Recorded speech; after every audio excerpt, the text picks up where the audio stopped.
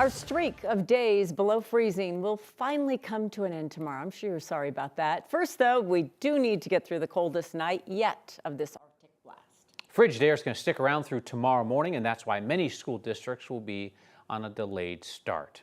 Thanks for joining us. I'm Kyle Clark. I'm Kim Christensen. We're going to begin tonight with Chief Meteorologist Kathy Sabin. So we're almost finished. We're almost ready to escort the Arctic air out. That's right. We're almost through the worst of it. I think we wake up tomorrow, winds out of the southwest. We're going to jump out of the -10 to -15 Fahrenheit category, and I think we're going to get above freezing. But tonight, bitter cold, wind chills, really dangerous to be outdoors, and exposed skin. You can get frostbite in less than 30 minutes time. We have clear skies, light winds, and good radiational cooling with all of that snow cover on the ground. So we got a few more hours to go of the deep freeze. This will be the coldest night yet. Wind chill really the big story with cold weather advisories out. We currently now are -12 at DIA. We're about -6 in downtown Denver. These are current Fahrenheit temperatures. Factor in the wind, which is fairly light, and the wind will be a big important factor in our forecast for temperatures. And these are the current wind chills.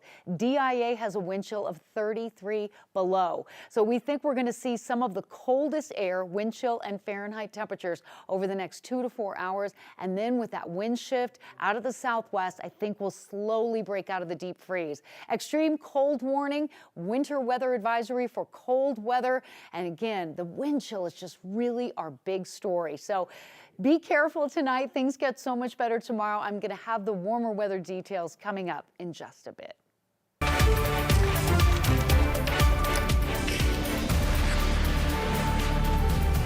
President Donald Trump is back in the White House. And he's wasting no time carrying out his campaign promises. President Trump was sworn in the Capitol Rotunda this morning.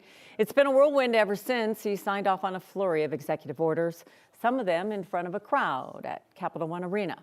One attempts to end birthright citizenship, though it will have to survive legal challenges that are sure to come because birthright citizenship is enshrined in the Constitution.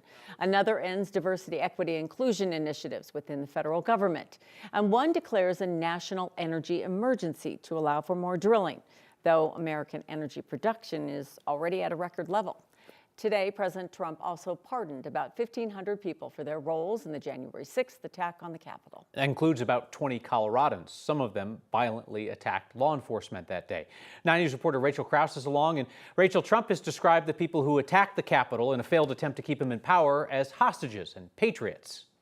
Yeah, and while the president's full, complete, and unconditional pardon doesn't list out everyone by name, the White House proclamation says it extends to all individuals convicted of offenses related to the events of January 6th.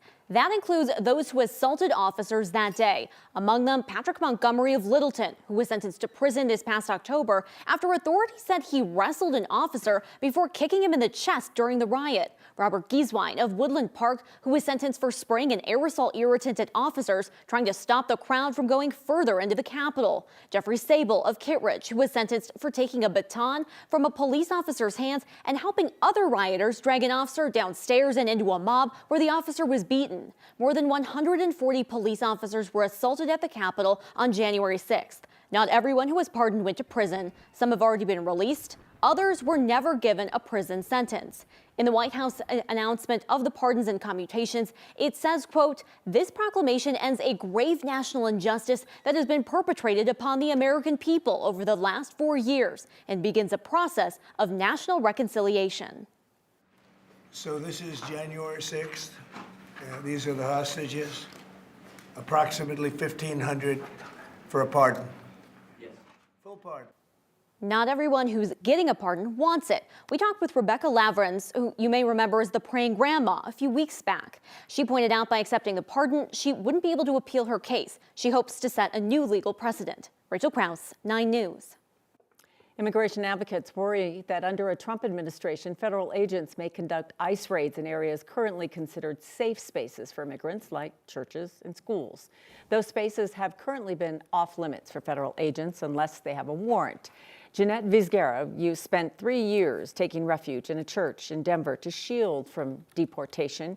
She also spent years creating a network of sanctuary churches here in the state. And now she worries Trump may do away with these agreements, leaving these spaces risky for immigrants under the new administration. Ahorita ya declaró que va a quitar esos acuerdos de que ya no va a haber más lugares sensitivos y ahora va a poder hacer lo que quiere hacer en cualquier lado. An NBC report indicated that Trump may consider this an option, but no word or executive order signed from him today focused on this policy. An expected return to immigration raids at workplaces has schools and communities preparing for the possibility that children, many of them American citizens, will be left abandoned when their parents are swept up by immigration agents. The Colorado Fiscal Institute estimates that about 90,000 kids in Colorado live with an adult in the household who is undocumented, at least one. What is the city of Denver prepared to do if all of a sudden parents don't show up to pick up kids from school? Yeah, this is one of the heartbreaking realities of what we think could happen. I mean, for us, it's first important that all of these what we call secure places, churches, schools, hospitals, we think these places have to be off limits for ICE actions. They've historically been so. There's been bipartisan support for that idea.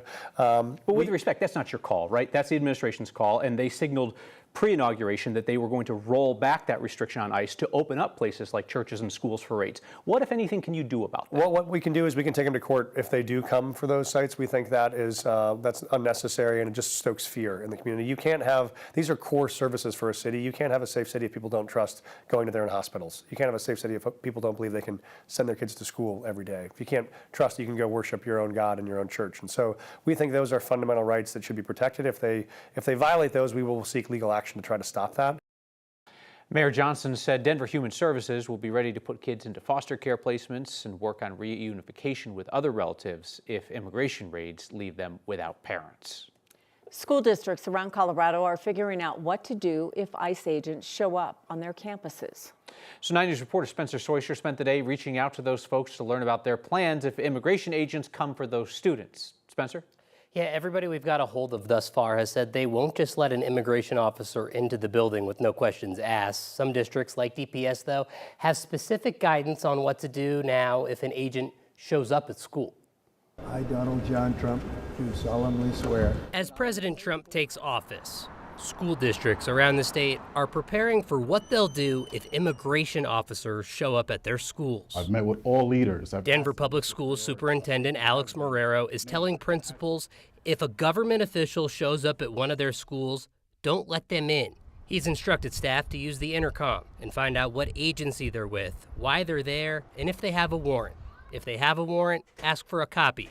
If they don't, tell them to leave. Aurora Public Schools has a similar policy, though its policy says if a federal immigration officer says it's an emergency, the staffer should comply and then call the district's legal office. Large-scale ICE raids have happened at workplaces in the state before, but as far as we know, not at schools. In December 2006, Republican President George W. Bush was in office when ICE raided the Swift meatpacking plant in Greeley. They arrested 262 people, separating families. In June 2011, when Democrat Barack Obama was president, it happened again, on a smaller scale in Fort Morgan. 11 workers at Wildcat Dairy were arrested after an ICE raid there. Fort Morgan Superintendent Rob Sanders says the district has talked to its principals about the possibility of school raids and issued the sharpest pushback against them that we've seen, saying he's hopeful the 2011 precedents of staying away from sensitive areas will be adhered to, and if that is not the case, we will be asking for correct paperwork, such as a legal subpoena and not simply an ICE warrant. We will not allow anyone on campus without the proper and legal paperwork.